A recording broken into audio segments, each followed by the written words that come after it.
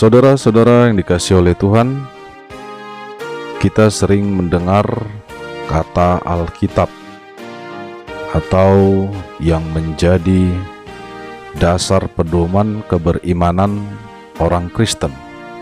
Sesungguhnya apa dan bagaimana Alkitab itu? Saudara-saudara, Alkitab adalah kitab suci Kristen yang berisi tentang pribadi Allah, perbuatannya, rencananya, dan kehendaknya. Alkitab adalah firman Allah karena Allah yang mengilhamkannya kepada para penulisnya. Hal itu bisa kita lihat pada 2 Timotius 3 ayat 16 dan 2 Petrus 1 ayat 21, yakni nabi-nabi, murid-murid, dan para rasul. Itulah yang menuliskan Alkitab. Pengilhaman itu bukan pengilhaman mekanis. Artinya bukan dengan proses di mana penulis mendengar suara atau wahyu dan menuliskannya lengkap seperti disuarakan. Pengilhaman itu adalah pengilhaman organis. Artinya para penulis menerima dan mengolah firman Allah dengan pikiran, perasaan, dan penghayatannya di tengah zaman dan kebudayaannya, lalu menuliskannya. Jadi, Alkitab bukan merupakan barang jadi yang turun dari surga. Alkitab adalah karya hamba Tuhan sebagai yang mengolah dan menulis, serta karya Allah sebagai yang mengilhamkan, yaitu tentang surga, tentang karya Allah surgawi di bumi. Tulisan-tulisan para nabi, murid, dan rasul itu dikumpulkan dan disatukan menjadi Alkitab. Alkitab dalam bentuknya yang sekarang berjumlah 66 kitab, yang terdiri dari Perjanjian Lama sebanyak 39 kitab dan Perjanjian Baru sebanyak 27 kitab. Proses penulisan sedikitnya memakan waktu 1000 tahun untuk Perjanjian Lama dan 100 tahun untuk Perjanjian Baru. Seluruh Perjanjian Lama diakui umat Tuhan menjadi kitab suci pada tahun 200 sebelum Masehi, dan Perjanjian Baru pada tahun 380 Masehi. Di tahun 380 Masehi dan seterusnya, umat Kristen menggunakan Perjanjian Lama dan Perjanjian Baru lengkap sebagai kitab suci. Yang berikut ada penggolongan di dalam Alkitab. Kitab Perjanjian Lama dan Perjanjian Baru itu digolongkan sebagai berikut. Perjanjian Lama, golongan yang pertamanya disebut Taurat, terdiri dari kitab Kejadian, Keluaran, Imamat, Bilangan, dan Ulangan. Sedangkan golongan keduanya ialah sejarah yang berisi nubuatan nabi-nabi, sehingga disebut juga dengan kitab nabi-nabi terdahulu.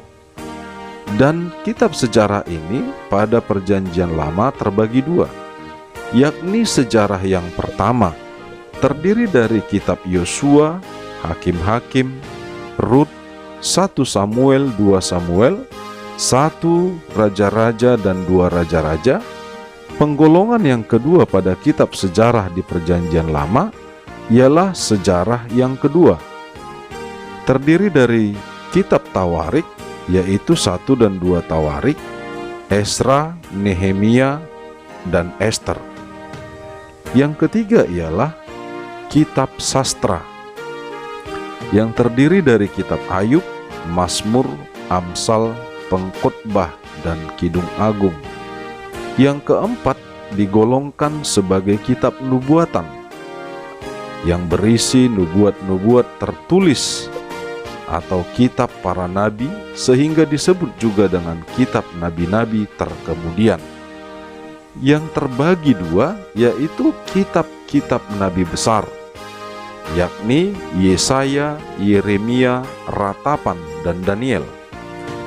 Dan bagian yang keduanya ialah kitab-kitab nabi kecil, yakni Hosea, Yoel, Amos, Obadja, Yunus, Mika, Nahum, Habakuk, Zefanya, Hagai, Zakaria, dan Maleaki. Kitab Perjanjian Baru digolongkan menjadi 4 golongan, yakni kitab Injil, kitab sejarah, surat, dan Wahyu atau Apokaliptis. Kitab Injil sinopsis terdiri dari Injil Matius, Injil Markus, Injil Lukas, dan juga Injil Yohanes. Sedangkan kitab sejarah hanya satu, yakni kitab Kisah Para Rasul. Sedangkan yang digolongkan untuk kitab surat ialah terbagi 2, yakni surat-surat Paulus dan juga surat-surat dari rasul-rasul atau apostel lainnya. Surat-surat Rasul Paulus ialah kitab Roma, 1 dan 2 Korintus, Galatia, Efesus, Filipi, Kolose, 1 dan 2 Tesalonika, 1 dan 2 Timotius, Titus, dan Filemon. Sedangkan surat-surat dari rasul-rasul atau apostel lainnya terdiri dari kitab Ibrani, Yakobus, 1 dan 2 Petrus, 1 sampai 3 Yohanes, dan juga kitab Yudas. Sedangkan penggolongan yang terakhir pada Perjanjian Baru ialah Wahyu atau Apokaliptis, yaitu kitab Wahyu sendiri. Saudara-saudara, bagaimana hubungan Perjanjian Lama dengan Perjanjian Baru? Alkitab disebut sebagai Perjanjian Lama dan Perjanjian Baru karena keduanya menyatakan perjanjian anugerah Allah kepada manusia. Perjanjian Lama menyatakan perjanjian anugerah Allah sebelum kedatangan Tuhan Yesus Kristus ke dunia. Allah memberikan anugerah perjanjiannya sejak manusia pertama, kemudian menjadi lebih fokus kepada bangsa Israel, yaitu keturunan Abraham. Allah berjanji kepada mereka bahwa Ia akan menjadi Allah mereka dan mereka akan menjadi umat pilihan Allah. Yang kedua, tanah Kanaan, Palestina di Timur Tengah, menjadi kediaman dan milik pusaka mereka turun-temurun. Yang ketiga, keturunan Abraham menjadi bangsa yang besar, yaitu Israel. Yang keempat, Allah menjanjikan kedatangan Juru Selamat dunia. Allah menentukan cara hidup bangsa Israel dengan memberi hukum-hukum dan peraturannya melalui Musa, serta firman-Nya melalui nabi-nabi. Hal ini dilakukan agar nyata kepada semua bangsa di dunia bahwa Allah menyatakan diri-Nya melalui bangsa Israel, dan bahwa Allah yang menyatakan diri-Nya itu ialah Allah segala bangsa dan kekal selama-lamanya. Alkitab Perjanjian Baru menyatakan perjanjian anugerah Allah dalam diri dan pekerjaan Yesus Kristus sebagai kesinambungan dan penggenapan anugerah perjanjian Allah dalam Alkitab Perjanjian Lama. Keseluruhan Alkitab, Perjanjian Lama dan Perjanjian Baru menunjuk kepada Yesus. Oleh karenanya, apa yang merupakan Perjanjian Baru itu adalah yang pertama, berita tentang Allah menganugerahkan keselamatan kepada semua manusia yang percaya kepada Yesus Kristus sebagai Tuhan dan Juru Selamat.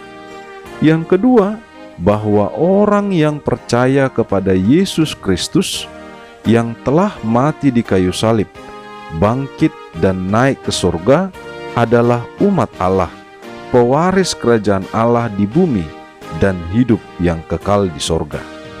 Yang ketiga, Allah mengutus Roh-Nya, yaitu Roh Kudus, mendiami atau memenuhi hidup orang percaya, sehingga hidup mereka menyatakan Allah dan kasih penyelamatannya kepada dunia melalui pemberitaan firman Allah dan syukur berupa perbuatan baik. Dengan demikian, disimpulkan bahwa berita utama Alkitab Perjanjian Lama dan Perjanjian Baru adalah berita tentang karya keselamatan dari Allah bagi segala bangsa atau manusia, yang dimulai sejak penciptaan, kemudian secara fokus kepada umat Israel, dan digenapi dalam diri Mesias, yaitu Yesus Kristus. Demikian materi kita pada kesempatan ini, yakni tentang Alkitab. Ini merupakan kajian pertama tentang Alkitab, dan selanjutnya mari kita ikuti materi kajian Alkitab yang kedua pada channel ini. Tuhan Allah memberkati kita sekalian, Bapak Ibu, saudara-saudara yang dikasihi oleh Tuhan. Shalom.